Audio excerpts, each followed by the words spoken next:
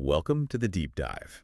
Today we are taking on, well, the single most precious resource you own, time. It's the big one. It really is. We're diving deep into a stack of high-impact research, studies, and notes on productivity, Yeah. basically giving you the definitive shortcut to being well-informed on how to master those 24 hours And that's so critical because the complaint we hear constantly is, I just don't have time. all the time. But if you actually, look at it objectively, we all share the same clock. The sources synthesize this so well. The difference isn't the quantity of time people have. It's all about the intentionality of how that time is used. Exactly. And our mission today is to move past the superficial tips and give you a really functional roadmap. We'll cover planning, focus, health, and even the power of habits. And here's the fundamental insight, the thing the sources all drive home. Time management is not about squeezing in more stuff. More meetings, more tasks. Right. It's about radically redefining your day so you only focus on doing what actually matters. And when you use your time intentionally, the research shows, a massive drop in stress, you learn faster, you hit your goals faster. And time management is really, it's life management. In essence, yes. It's the ultimate leverage point. Okay, let's unpack this and start right at the foundation. Creating your daily blueprint. We've all been there, right? You wake up, and immediately this mental list of things to do just creates anxiety. Overwhelm. That confusion is the absolute enemy of productivity. Why is that? It is, because having too many tasks leads directly to something called decision fatigue. When you have 50 things on your mental list, you waste all that precious morning energy just deciding where to even start. And that leads to procrastination. It almost always does. So how do we fight that decision fatigue right away? The sources have a simple, really actionable method for this. Super simple. Every single morning, before anything else, you just write down 3 main tasks. That's it, just 3. And these 3 tasks have a specific structure, don't they? It's not just any 3 things. No, and that's the key. They have to have distinct weight. You structure them as 1 big task, 1 medium task, and 1 small task. I like that. It forces you out of that trap of just doing easy little things all day. Exactly. You can't just clear a bunch of tiny items and feel productive while ignoring the high leverage work. But, knowing the 3 tasks isn't enough. I know people who work 10 hours a day feel constantly busy. But they're not making progress. Right. At the end of the week, they haven't finished anything truly important. Why are they busy but not productive? They're confusing activity with accomplishment. And this is where you have to apply the core question. What is the most important thing I need to do today? The thing that moves you closest to your major goals. That's the one. It's the Pareto principle in action, The 20% of effort that drives 80% of your results. That has to be your big task. And you do it first when your energy is highest. Because important tasks generate progress. And everything else is just filler. That makes perfect sense. But progress requires defending that time you've set aside. And this is where it gets tricky, because we have never faced more sophisticated distraction thieves than we do right now. Oh, the list is familiar. It's your mobile phone, it's social media algorithms engineered to steal minutes, it's the constant notifications. So the tactics to fight back have to be just as fierce. The research suggests some pretty radical measures. They do, and the most effective one is maybe the simplest. Keep your phone in another room while you're working on that big task. Physical separation. It's the only thing that truly works for deep focus. If you absolutely need it nearby, you have to use Do Not Disturb mode and customize it so only, your kid's school or your partner can break through. The rest has to be silent. Okay, so that handles the device. But what about structuring the actual work? We hear about time blocking, Pomodoro, all these techniques. If it's all about discipline, why do we need a system like that? Can't we just power through? That's a great question. We need techniques like Pomodoro because our brains are literally designed to avoid burnout. It's a mechanism to trick your brain into consistent effort while guaranteeing it gets to recover. So the classic is 25 minutes on, 5 minutes off. Right.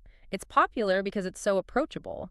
But what's interesting is how you can adapt it. Yeah, what if I get into a flow state? I don't want to stop after 25 minutes if I'm on a roll. And you shouldn't. If you're in deep flow, keep going. But the point is to schedule recovery before you're exhausted. So for really deep work, maybe you do a 60 or 90-minute block. And then take a longer break. A substantial one, yeah. Maybe 15 or 20 minutes. And another great trick.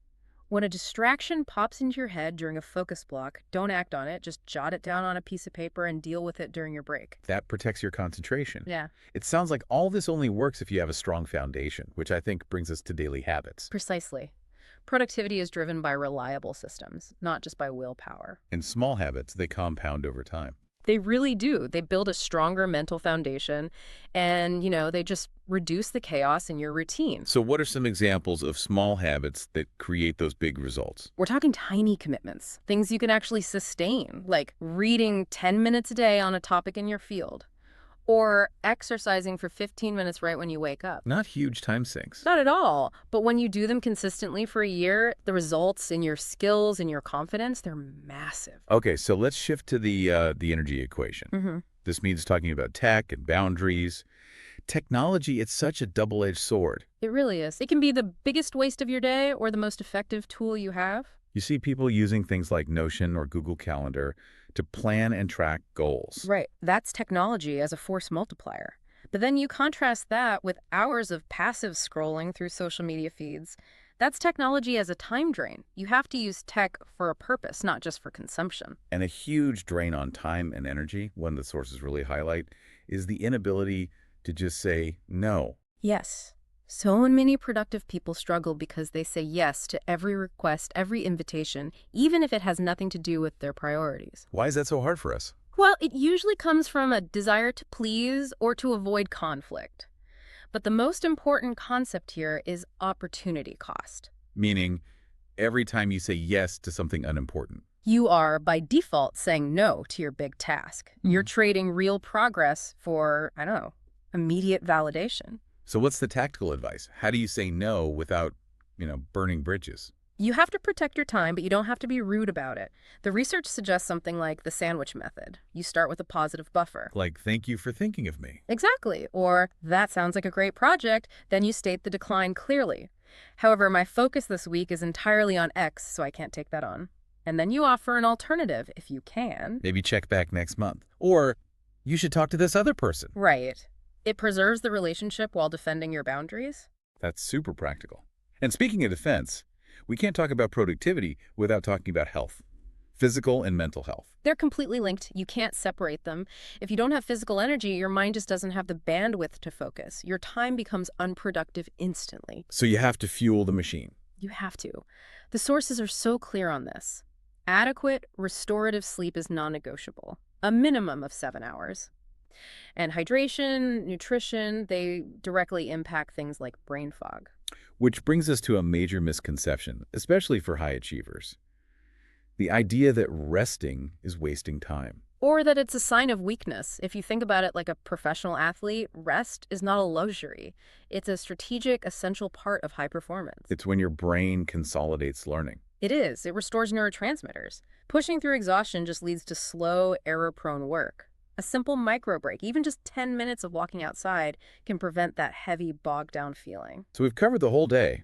How do we close the loop, the last 5 minutes of your workday? How do you transition out effectively? The daily review. The sources really emphasize this as a crucial step for mental hygiene.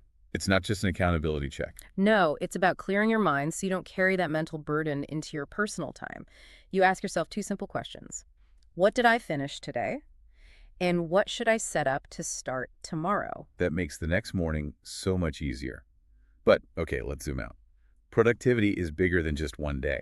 It's about achieving those major long-term goals. Exactly. This is where weekly or monthly planning comes in. You take that massive goal, like launch a website, and you break it down. Into small, digestible pieces that can fit into your daily 3-task structure. Right. So if the big goal for the week is design the website layout, then a daily big task might be find 3 design templates or write the homepage copy. Step by step, those small actions compound. And that's how you maintain motivation and actually reach those huge milestones. So wrapping this all up for the listener, we've covered everything from using that 80-20 rule to define your priorities, to structured focus, to the absolute necessity of health, sleep, and saying no. The synthesis of all this research is, I think, very clear. Productivity is not some overwhelming, difficult thing. It's just a commitment to small, consistent discipline every single day. And that daily commitment leads to a pretty profound realization. It does. When you consistently and intentionally control your time, you ultimately control the trajectory of your entire life. So we'll leave you with a provocative thought to consider right now. Which single, small daily discipline are you going to implement immediately that'll make you the master of your next 24 hours?